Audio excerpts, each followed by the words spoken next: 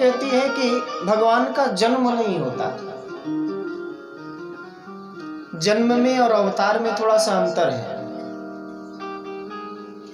तुलसी बाबा ने कहा भय प्रगट कृपाला, ये नहीं कहा कि जन्म ले,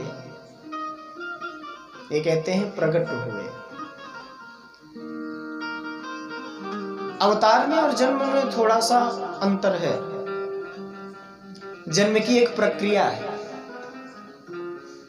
प्रथम तो 9 महीने तक गर्भ में रहना पड़ेगा, उसके बाद फिर संसार में आएंगे, ये जन्म की प्रक्रिया है। लेकिन अवतार में ऐसा नहीं है। अवतार में जब भगवान की इच्छा हुई अवतरित तो हो गए, जब इच्छा हुई तब चले गए। जन्म लेने वाले को जन्म लेकर के अपनी इच्छा से जन्म नहीं लेगा, और अवतार लेने वाला अपनी इच्छा से आएगा, अपनी इच्छा से चला जाएगा। और जन्म लेने वाला बंधा हुआ है, आएगा लेकिन अपनी मर्जी से जा नहीं सकता। तो भगवान का अवतार हुआ। संस्कृत में एक शब्द आता है अवतरणिका। अवतरणिका कहते हैं सीढ़ी को। जो आप घर में सीढ़ी रखते हैं ना, इस सीढ़ी को संस्कृत में अवतरणिका कहते हैं। तो जो ज्ञानी भक्त होते हैं भगवान से प्रार्थना करते हैं, भगवान का भजन करते हैं और अपने ज्ञान के बल पर उस अवतरणिका के माध्यम से, उस सीढ़ी के माध्यम से भगवान के पास चढ़ के पहुंच जाते हैं। लेकिन जो अज्ञानी भक्त होते हैं वो भगवान से निवेदन करते हैं, प्रभु हम इतने ज्ञानी नहीं हैं कि हम आपको प्राप्त कर लें। तो प्रभु सीढ़ी का काम तो दोनों होता है, सीढ़ी से चढ़ा भी जा सकता है और उतरा भी जा सकता है। तो महाराज हम तो चढ़ नहीं सकते, तो आप ही उतर के चले आओ। तो उसी अवतरणिका से प्रभु उतर करके नीचे चले आते हैं और भगवान का अवतार हो जाता है।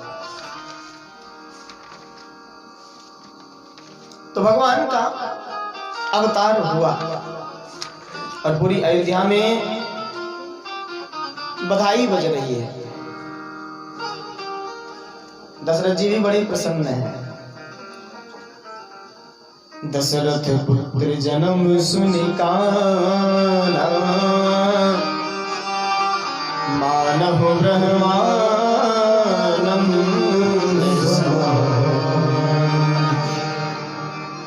आज मानो दशरथ जी महाराज को ब्रह्मानंद मिल गया है। आनंद नहीं, आनंद से भी ऊपर, परमानंद से भी ऊपर ब्रह्मानंद मिल गया है। क्यों? अरे कोई साधारण बालक आए तो आनंद मिलेगा, लेकिन जब ब्रह्म बन करके आए हैं पुत्र तो ब्रह्मानंद ही प्राप्त होगा। और इतने प्रसन्न हो गए दशरथ जी महाराज। तुलसी बाबा कहते हैं परमानंद पूरी मन राजा, कहा बुलाई बजा बहु बाजा। और बड़ा अद्भुत अयोध्या में मंगलाचार हुआ, बड़ा उत्सव मनाया गया। और कोई एक दिन का उत्सव नहीं रहा, ये उत्सव बहुत दिनों तक चला। तुलसी बाबा कहते हैं मास दिवस कर दिवस भा, मरम न जानई को। मास दिवस कर दिवस भा, एक महीने का सूर्य देव ने एक दिन बना लिया, किसी को पता ही नहीं है। रथ समेत रवि था के वो निशा कवन विधि हो। एक महीने का एक दिन बना करके सूर्यदेव भगवान का दर्शन कर रहे हैं। अब तो भगवान की जन्म की खुशी इतनी है कि सभी देवता पधार गए हैं भगवान का दर्शन करने के लिए। और जानते हैं मनुष्य का स्वरूप बना करके लाइन में लगे हैं भगवान का दर्शन करने के लिए। सूर्यदेव भी खड़े हैं और सूर्यदेव एक महीने का एक दिन बना करके राम जी का दर्शन कर रहे हैं। अच्छा आश्चर्य देखिए कि अयोध्या वासियों को पता भी नहीं चल रहा है, इतने उत्सव में मगन है। उनको पता ही नहीं कि एक महीने का एक दिन हो रहा है, इतना लंबा दिन बन गया। अब सभी लाइन में लगे हुए हैं कि राम जी का दर्शन हो, और सूर्य देव भगवान का दर्शन कर रहे हैं। और उसी लाइन में सबसे पीछे चंद्रमा खड़े हैं। बहुत देर तक चंद्रमा खड़े रहे, परेशान हो गए। तो सूर्यदेव की तरफ इशारा किया कि प्रभु थोड़ा आगे बढ़ जाओ, हम भी दर्शन कर लें। लेकिन भगवान सूर्य आगे बढ़ ही नहीं रहे।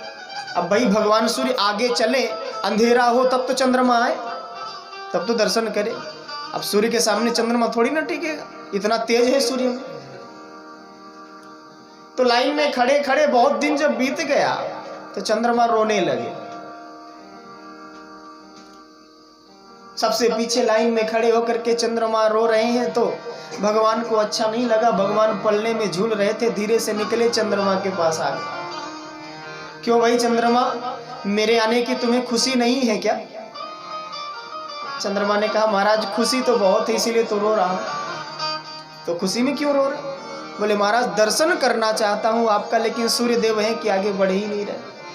और जब तक सूर्य बढ़ेंगे नहीं तब तक रात्रि होगी नहीं, और रात्रि होगी नहीं तो मैं आऊंगा नहीं, और फिर आऊंगा नहीं तो आपका दर्शन कैसे होगा? तो जरा सूर्यदेव से कहिए ना आगे बढ़ जाए। तो भगवान सूर्यदेव के पास में आए हैं।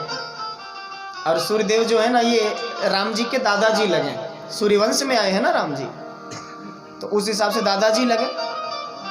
राम जी ने कहा दादाजी जरा आगे खिसक जाइए ना, चंद्रमा लाइन में खड़ा है, दर्शन करना चाहता। तो भगवान सूर्य ने राम जी को डांट लगाई, सुनो अभी छोटे से हो, जाओ पलने में झूलो, हम दादाजी हैं और दादाजी जो करते हैं सब सही करते हैं। डांट करके राम जी को कहा जाओ पलने में झूलो। अब राम जी गए, अब दादाजी डांट रहे हैं तो नाती क्या कहे? राम जी गए, पलने में झूलने लगे। चंद्रमा है कि रोए जा रहा। तो फिर से राम जी चंद्रमा के पास में आए। भैया नहीं मानोगे? चंद्रमा ने कहा प्रभु दर्शन नहीं दोगे क्या? मैं आपके बाल स्वरूप का दर्शन करना चाहता हूं। तो राम जी ने कहा चलो ठीक है, इस जन्म में मैं सूर्य वंश में आया हूं, अगला जन्म मेरा चंद्र वंश में होगा। और इस जन्म में भगवान सूर्य ने 1 महीने का 1 दिन बना दिया है ना, और जब तुम्हारे चंद्रवंश में आऊंगा, इस बार दिन के 12 बजे आया हूं, अगली बार आऊंगा तो रात्रि के 12 बजे आऊंगा। हाँ। तो सूर्यदेव ने 1 महीने का 1 दिन बनाया है, तुम 6 महीने का 1 दिन बना लेना, 1 रात्रि बना लेना और दर्शन करना। चंद्रमा ने कहा महाराज तो क्या इस जन्म में मुझे कुछ नहीं मिलेगा? राम जी ने कहा इस जन्म में बस तुम्हें इतना दे सकता हूं कि मेरा नाम राम है, तो अपने नाम के साथ तुम्हारा नाम जोड़ लूंगा। पहले तो थे राम, लेकिन बन गए रामचंद्र। बोलिए रामचंद्र भगवान की जय हो। रामचंद्र हो गए। तो बड़ा अद्भुत उत्सव मनाया गया। और ये कथा कहाँ चल रही है? ये कथा तीर्थराज प्रयाग में याज्ञवल्क्य जी भरद्वाज जी को सुना रहे हैं। और यही कथा कैलाश में बैठ करके भगवान शंकर पार्वती मैया को सुना रहे हैं।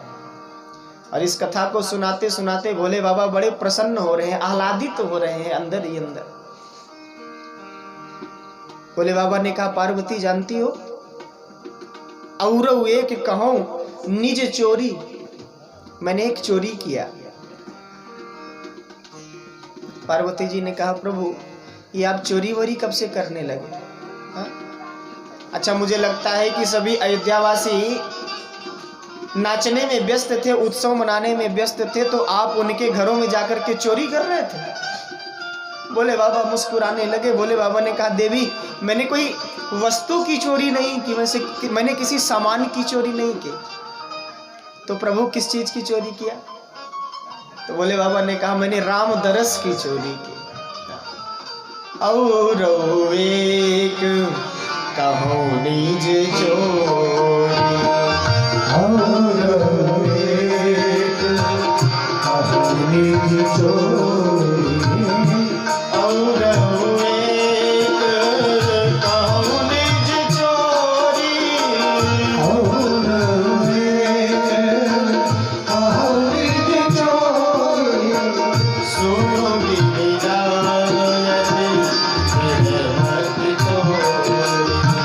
सुनो